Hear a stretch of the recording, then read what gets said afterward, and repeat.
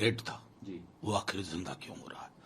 ना सिर्फ London Canada के विजुअल्स हमने देखे हैं, जी वॉशिंगटन डीसी में अभी तक ऐसा नहीं हुआ, लेकिन वहां भी लोग बता रहे थे कि तो एक तो हम मैसेजिंग में मैं समझता हूं कि थोड़ा एम्बिगुअस पोजीशन ना लें। जिन जिन मुल्कों में ये हो रहा है जी उनको एक मैसेज सख्त जाना चाहिए। दूसरा, हमें इस बात का भी अवलोकन करना चाहिए कि आखिर बीते 1.5-2 वर्षों में एक खत्म हो गया आंदोलन क्यों फान उठा रहा, ये चिंता का विषय होना चाहिए। पीएम मोदी इलेक्शंस होने वाले हैं, तेलंगाना में उन्होंने बीआरएस पे हमला किया, खासकर जो स्कैम हुआ है आम आदमी पार्टी के जो आरोप लगा रहे हैं लिक्विड स्कैम उस पर, और कांग्रेस के बारे में बोला कि ये झूठे वादे करते हैं, लूट की दुकान और झूठे वादे करने वाले हैं। देश के पीएम हैं, उम्मीद तो रहती है कि थोड़ा ऐसा भी नहीं कि चुनाव बिल्कुल सर पे है तो थोड़ी गरिमा रहनी चाहिए, लेकिन क्या कहा जाए। लेकिन जब जब आजकल करप्शन की बात करते हैं ना मोदी जी, तो मुझे डर लगता रहता है या कौतूहल भी होता है कि अगले दिन वो जो तथाकथित करप्ट है उनमें से कितने लोग बीजेपी का पटका पहन करके मंत्री और उप मुख्यमंत्री बन जाएंगे। तो अब तो सीधा एक कोरिलेशन है कि करप्ट बोलेंगे मोदी जी और विकल्प देंगे प्रिजन या पोजीशन। तो जाहिर तौर पर अब तो उनकी पूरी पॉलिटिक्स का एक चार्ट लोगों के समक्ष उपलब्ध है। सर कल पश्चिम सिर्फ 12 लोगों की जान गई है पॉलिटिकल वायलेंस। शुभेंदु अधिकारी कह रहे हैं कि सीबीआई की जांच होनी चाहिए, इसमें टीएमसी का हाथ है, और राज्यपाल ये कह रहे हैं कि हम गरीबी हटाने की बात करते हैं, हम गरीबों को मार रहे हैं। देखिए, मैं सीधे तौर पे कि राज्यपाल क्या कह रहे हैं, क्योंकि राज्यपाल तो एक पार्टी बन चुके हैं। अलग अलग राज्यों से जो छवियां उभर करके आ रही हैं वो सुकून नहीं देती हैं। लेकिन मुझे विस्मय ये हो रहा है कि किसी भी लोकतांत्रिक व्यवस्था में हिंसा की कोई जगह नहीं होनी चाहिए। पता नहीं क्यों ये पलट रहा है। लेकिन आप ये भी देखिए, सबसे ज्यादा मृतक तृणमूल कांग्रेस के ही हैं।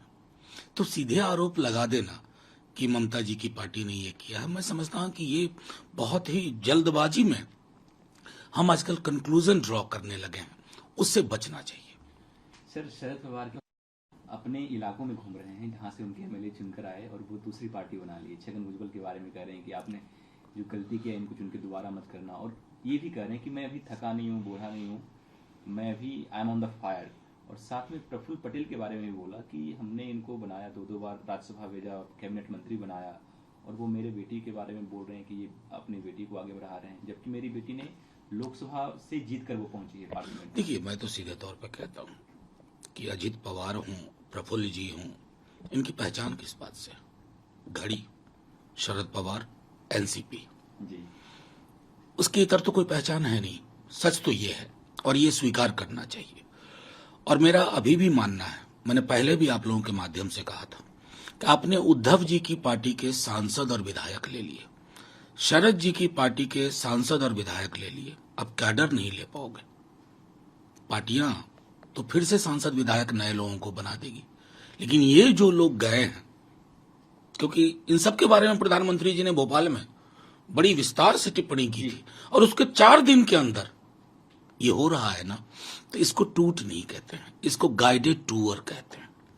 इसके पीछे बीजेपी है तो जनता तो प्रतिकार कर ही देगी।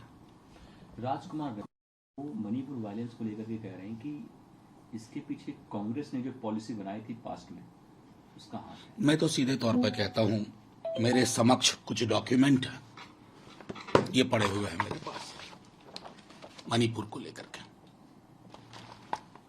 एक बार नजर डालें अपनी असफलताओं पे, क्या बना के रख दिया। कितने दिन कांग्रेस नेहरू करते रहिएगा आप, इतने वर्षों से वहां सत्ता में। और छोड़िए उनकी बात, वो क्या कह रहे हैं, वो प्रधानमंत्री जी से एक शब्द नहीं बुलवा पा रहे हैं। काहे को मंत्री भाई, आपका राज्य जल रहा है, मंत्रियों के घर जलाए जा रहे हैं, गोडाउन में आग लगाई जा रही है, हजारों परिवार विस्थापित हैं, और आप अभी भी कांग्रेस को ब्लेम कर रहे हैं। थोड़ा अध्ययन करिए और प्रधानमंत्री जी को आग्रह करिए, वो हस्तक्षेप करेंगे तो शायद शांति की पहल जमीन पे उतरे। सर कल 2 ट्राइबल्स को इंदौर में पीटा गया है, मध्य प्रदेश में बीजेपी है। देखिए, मैं तो सीधे तौर पे कहता हूं कि इस देश में असमानता के पीछे सबसे बड़ा कारण है वर्ण हिरार्की, पोल्यूशन, प्यूरिटी। वो आदमी जो पेशाब कर रहा था ना, उसे पता था कि उसके पीछे कौन सी ताकत है। और बाद में शिवराज सिंह जी ने जो किया ना, उस तरह की प्रतीकात्मक नौटंकी से कुछ हासिल नहीं होने पा रहा है। आपने पांव धो दिए, बस आपकी जिम्मेवारी खत्म। आप संदेश क्यों नहीं पहुंचा पा रहे हैं? एक इंसान अगर दूसरे इंसान के साथ ऐसा कर रहा है तो उसके जितने भी परिणाम हो सकते हैं वहां तक जाइए, पूरी व्यवस्था को दुरुस्त करिए। ये जो रिचुअल्स है ना, प्रतीक है, इनसे नहीं होगा। हमारे यहां आज भी रॉकेट साइंस के ज्ञान की जरूरत नहीं है कि क्यों दलितों पर उत्पीड़न करके, आदिवासियों पर उत्पीड़न करके लोग समझते हैं कि हमारा कुछ नहीं बिगड़ेगा। क्योंकि व्यवस्था में जो सजा देने वाले भी लोग हैं ना, वहां भी वही बैठे हैं। भले वो पेशाब ना कर रहे हो, लेकिन पेशाब करने वालों के पक्ष में मन ही मन ताली बजाते हैं।